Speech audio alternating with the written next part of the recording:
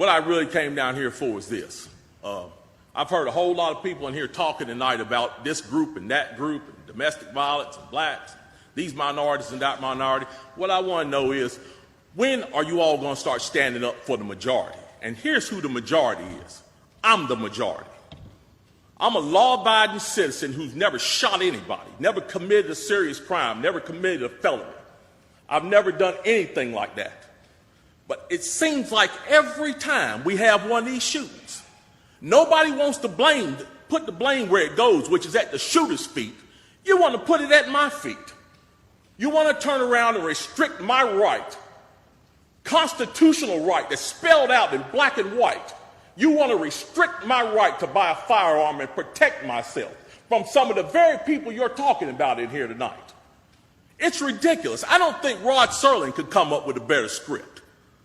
It does not make any sense. The law-abiding citizens of this community and many communities around this country, we're the first ones taxed and the last ones considered and the first ones punished when things like this happens, because our rights are the ones that are being taken away. That's the reason why I came down here today. Gun show or no gun show, NRA or no NRA. I'm here to stand up for the law-abiding citizens of this community, because I'm going to tell you that what's going to happen. You can take the guns away from us all you want to. You all write a law, I follow the law, I'll bring my guns down here, I'll turn them in. But here's what's going to happen.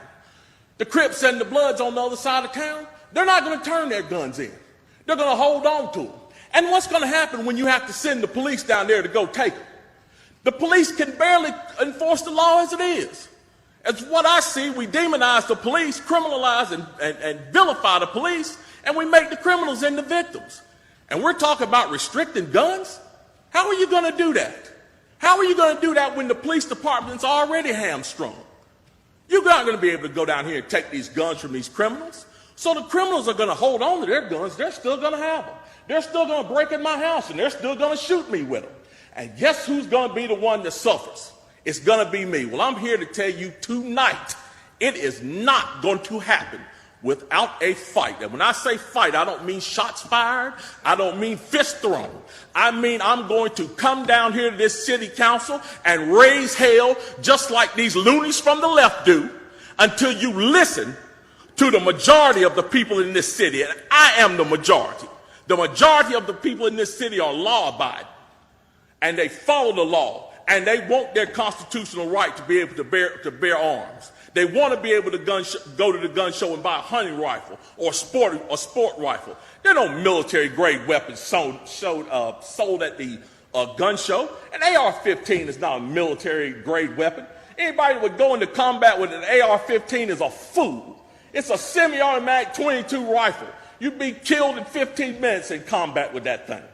So we need to dispel all these myths, and we need to drop all this division that we got going on here.